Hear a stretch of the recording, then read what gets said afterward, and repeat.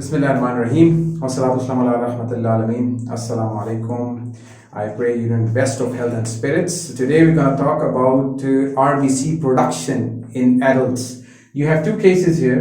In the first case, a 65-year-old female presents with fatigue and weakness, and she's suffering from long-standing kidney disease. Her HB is at 9. MCV is normal to normocytic anemia, we say. So what is the cause of anemia in this patient? And in the second case, we want to know about the iron profile. What is ferritin? What is TIBC? And what is transfusion saturation? And what would be the picture in a patient who is suffering from iron deficiency? How would it be different from a patient who is suffering from a chronic disease? So let's begin. Erythro means RBCs, red blood cells, and poiesis mean production. Erythropoiesis means production of RBCs. So our blood is red. Why is our blood red? Have you ever thought? So our blood is red because the most abundant blood cells in our blood are RBCs. RBCs are red because of hemoglobin, and hemoglobin is red because of the iron, which is inside the hemoglobin protein.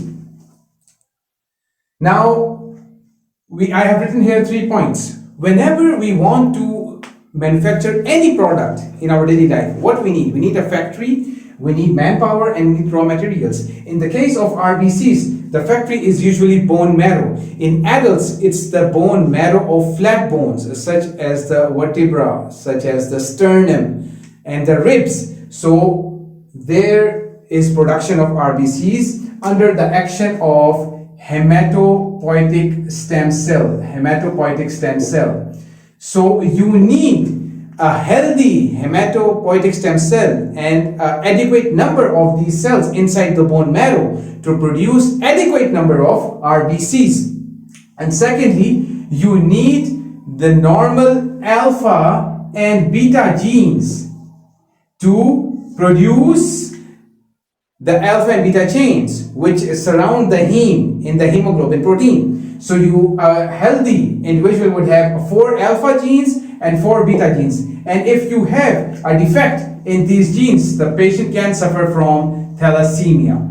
So if you know there's a defect in these genes, usually it's hereditary, of course, and you have 4 alpha genes, so alpha thalassemia is not so common. Beta genes are only 2, and if both parents are carrier, the offspring, the children are likely, 25% likely, which is suffering from beta thalassemia major, in which both beta genes can be defective. So this was about the factory. Okay, so you need a healthy bone marrow with healthy hematopoietic stem cells with healthy genes to produce a good hemoglobin protein. Second, manpower. Manpower here means EPO. What is EPO? EPO is erythropoietin, which is produced by specialized cells inside the kidney. And erythropoietin is usually produced under the action of oxygen levels inside the blood. So if oxygen levels are decreased at the level of kidney, so there will be more production of EPO. And without EPO, the bone marrow would not produce sufficient amount of red blood cells.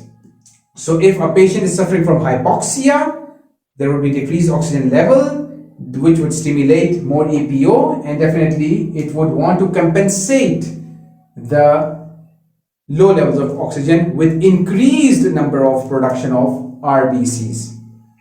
So EPO is important, and I think you would now get the answer here. So whenever you get an anemia patient, it's very simple. You would have low levels of HB. Now there are many causes of anemia. One of the causes of anemia is chronic kidney disease. A patient suffering from chronic kidney disease, long-standing, and for example, if the eGFR, the glomerular filtration rate, is less, so it's for example less than 20, so the patient most likely would be suffering from microcytic anemia due to decreased levels of EPO, and they require EPO injections. Now the last point here is raw material, and in the raw material you need micronutrients, most important being iron, and then B12 and folic acid.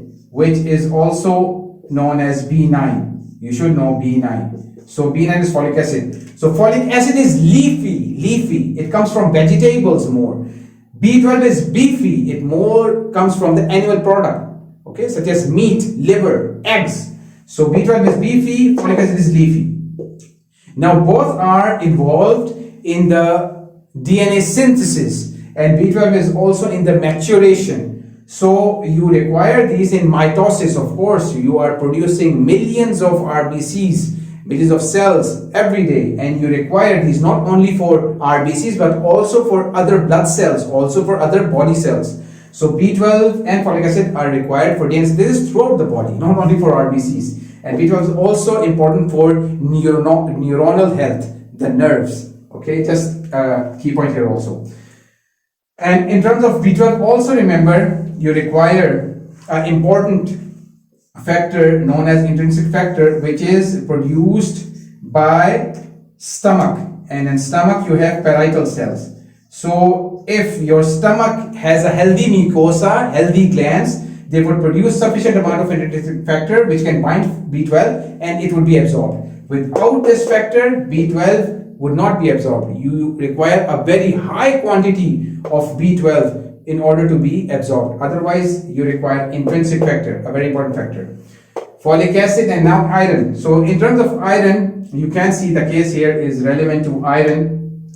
You can pause the video anytime and you can see these cases. So in terms of iron, of course, iron sources are two: non-veg and veg. So I have written non-veg because in non-veg it's in ferrous form, while in veg it is in ferric form.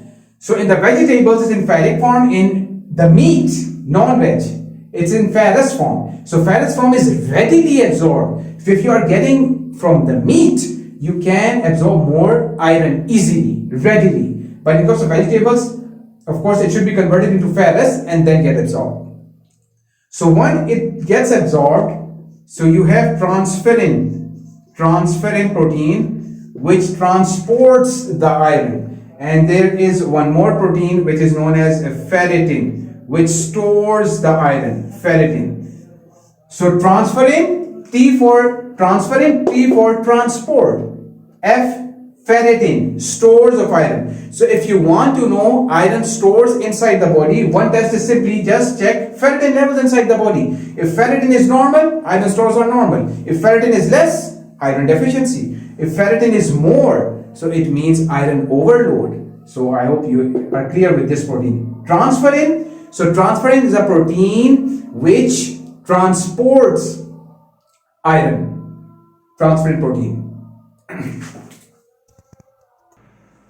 Transferrin is a protein which transport proteins, and here transferrin saturation and TIBC. So they usually reflect the properties of transferrin protein. So if this is transferrin protein, and these are, for example, the binding sites which bind iron. So in this case, for example, the binding sites are very much occupied by iron already. I've written iron. So it means the binding capacity is not much, because already there is sufficient amount of iron and already bound to the transferrin protein. But in case of iron deficiency, because there's iron deficiency inside the body, so the binding sites would be not occupied by iron, so they would be empty. So in case we say the binding capacity is increased. So when you have iron deficiency, ferritin would be of course less and TIBC would be increased, as I've explained you here.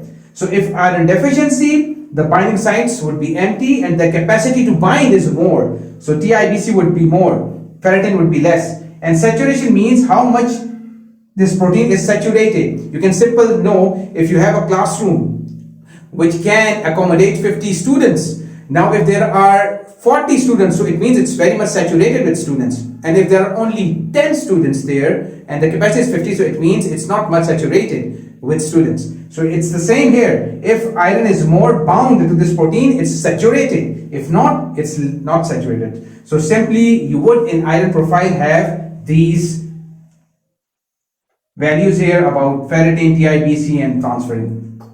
So this was about iron and iron deficiency anemia. For anemia of chronic disease, I would try to make a quick video, a short video later. Please subscribe and also like if you like the videos, and subscribe for updates. Thank you.